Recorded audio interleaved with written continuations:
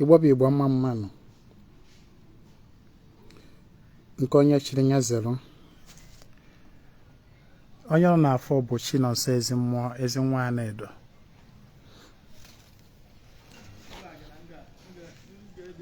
O nwere obere ozi nji wee bịa maka na ọ na-adakwa adị mma anọkịta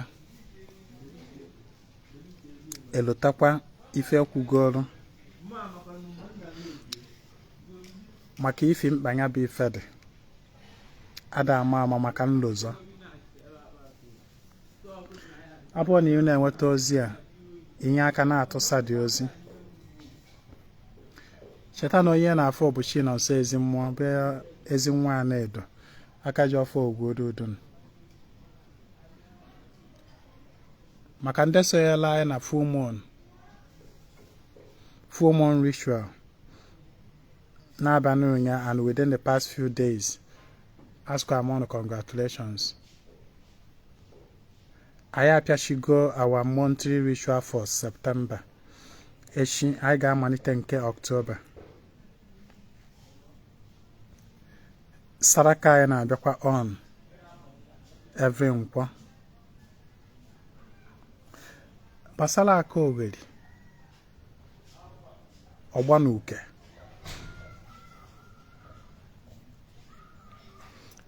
one of the reasons or the causes na-eme na mbọ mmadụ na-agba ka ụzọ efoli ya, ka ụzọ egheri ya oghe, ka ụzọ ekwọrọ ya ọtọ dịrị ya mma. Ofu ife na-eme na ya bụ mbọ ada amịta ezi mkpọrọ ọbọ.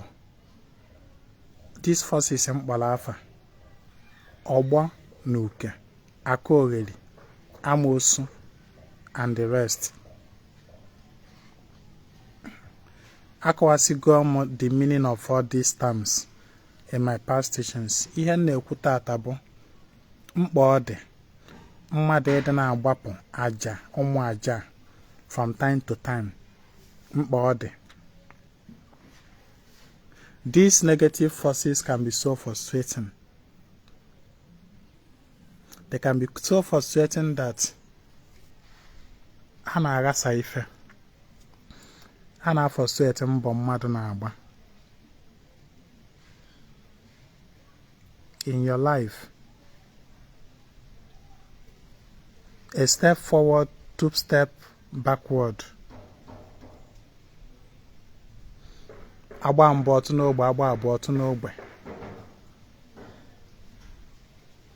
O nwere ndị ọ na their life dị so miserable and confused. Feme n'enu mee ada afọ ife ha emegokwanụ nyekwanụ machi ha nni mana ha ada afọ ife. Aja ọbụla ha chọrọ na mmụọ onwere nke na-amịta ha mkpọrọ. There are some people that their life have been like that. Ha jekwanụ na mmiri je chụọ aja je nye oke, isi fire anara ngozi nseke aka na-eso ha. Ọgbọnuke, Akaogoli, all these negative forces na-agbalụ iru ọrụ mmadụ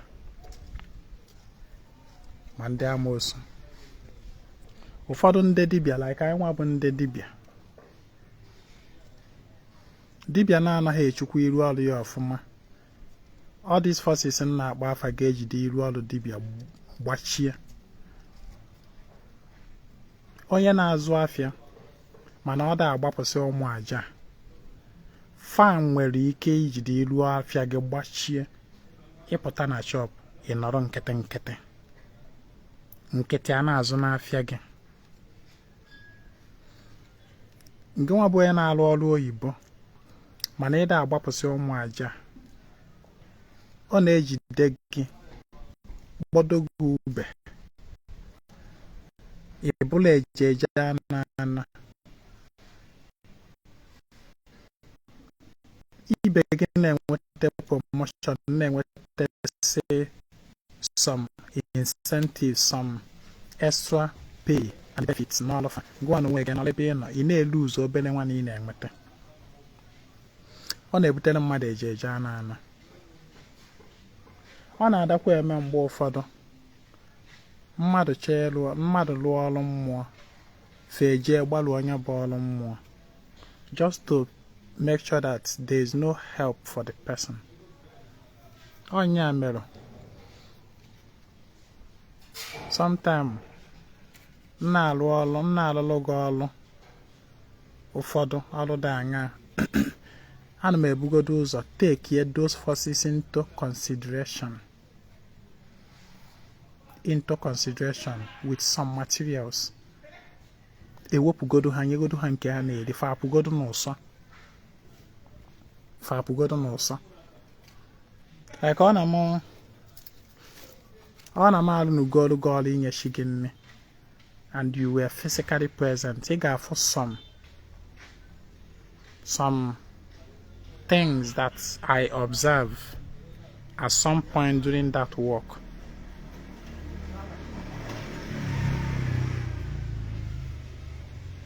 Ị ga-afụ gasị ga-notice some things. Onye mere ụfọdụ ndị dibịa na-agba gị that na before i jee rụọ ọrụ mmiri na ya ebugodo ụzọ ka erughị Ọgbọnuke rụọ ọrụ Akaogoli. Ọ na-adịkwa mma mana what of ozie na the person ị na-alụrụ data ọrụ enweghị ego ịkwụ ka ebugodo ụzọ rụọ ọrụ Akaogoli. What will not happen? Maka onye bịakwutere gị ka ị rụọ ọrụ ya ọrụ o ji ya n'ọnụ o nwere ka ọ dịrọ that buoyant ịrụ ọrụ Akaogoli maka ego na-eji arụ ya. Ụfọdụ dibịa na-ejicha 100 and were arụ ya. Ụfọdụ na-eji close to 100 were arụ ya.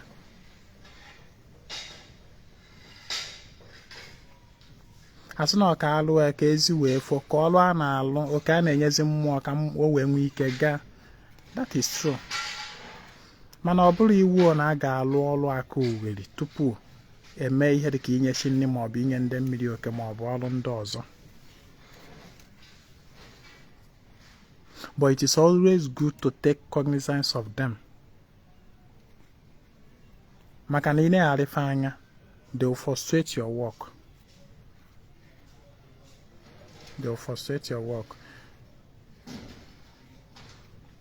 Nya o ji adị mma. Nyawa ọrụ na-adịwa mma from time to time. Alụọ ya.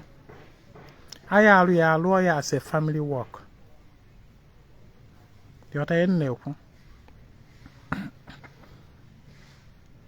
Like ozi na-enweta from ezumezu of recent bụ that na such work ọ bụrụ na aga alụ ya. Alụọ ya with the name of the head of that family. Like ọ na ọdị na nwunye. Ewela afa the man bụ the head of the family wee lụọ dị ọrụ ọ bụrụ for the entire family.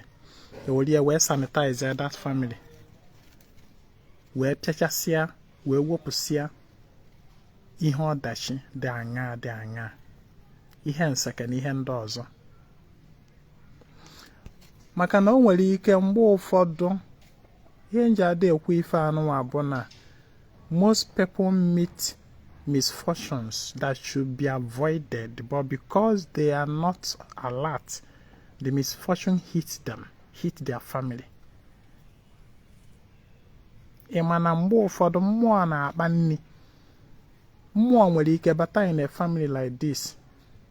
Ọrụ mmụọ aghala, ọrụ mmụọ nseke, ọrụ mmụọ bịara iweta ife mmerụ ahụ maọbụ ọnwụ maọbụ ife ike. Na ya bụ ngwuru, na ya bụ family. If care is not taken, that mmụọ ga-abịa na that family lụọ data ọrụ ahụ lụọ oli o nwere ihe ga-eme. Mana ụmụ aja anụ na-agwa gị a na-achụpụgasị na-adị mma from time to time ka e wee bupụsịa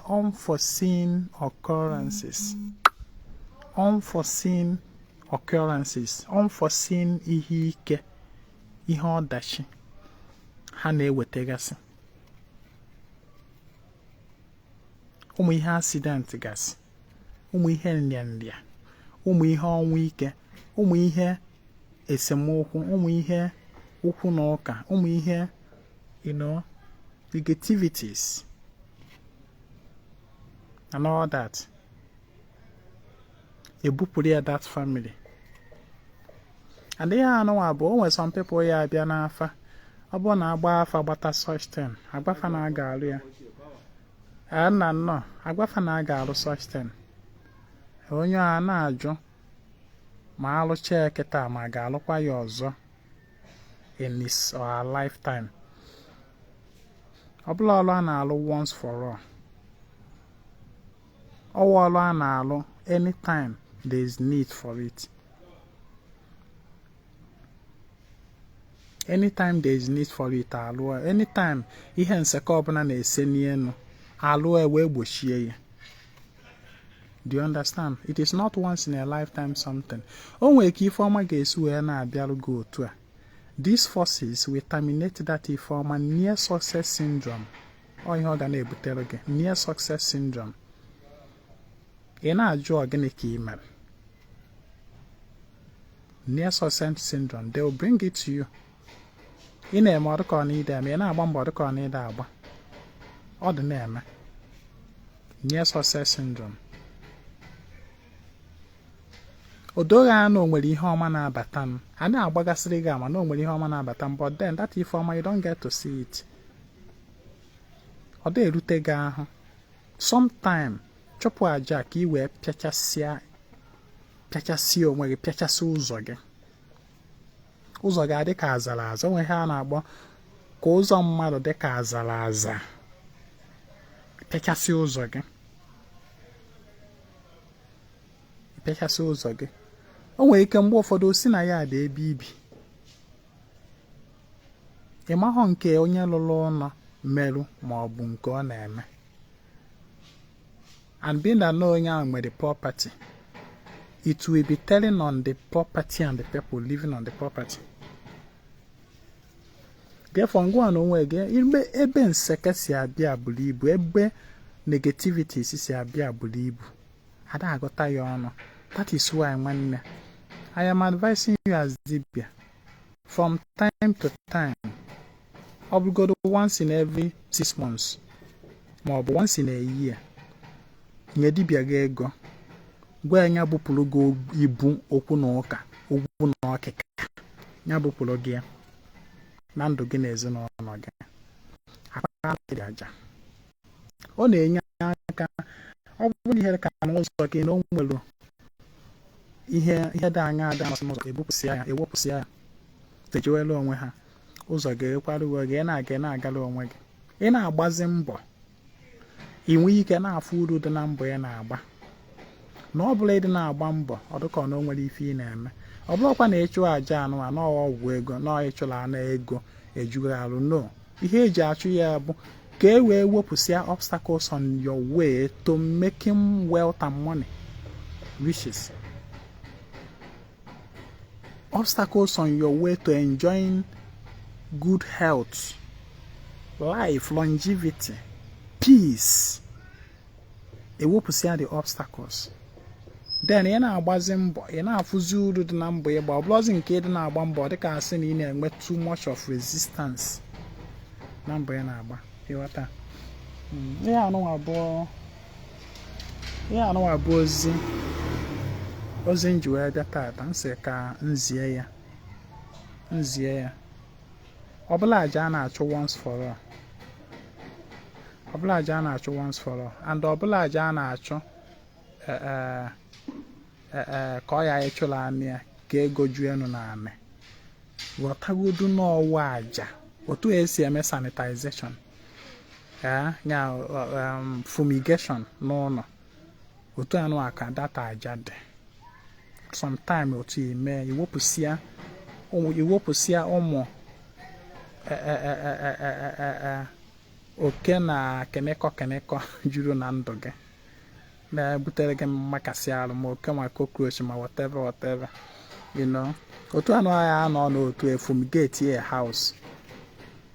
Na spirituality is not science is not far from spirituality. Ụmụ ihe agasị, it's not far from it. Your house ebibi, ono na maintain ọfụma. From time to time otu a efumigate the entire house. Egbusia ma oke ma ahụhụ ọcha ma ọchụcha ma whatever, all those unwanted insects and rodents in the house. Efumigate the house. Everything na adokwa clean. From time to time kwa obidokwa build be. After some time fumigate kwa yoza. So you man say because you have fumigated your house once, you will never do it again. Iha no abu man's way of living. As far as you are alive, you'll be attracting these negativities to yourself from all angles. As far as you like, you will go, you interact with the environment and your body get dirty. You sweat and other things. Much as you say, I am yesterday and I am on Saturday. I who gets busy. That is how it is. To sanitize your spiritual pathways. Energy when we in a flow easily. Easy flow of energies. Maka ihe na-adịna eweta ugbochi na ndụ mmadụ bụ na enwere blockage in the flow of energy.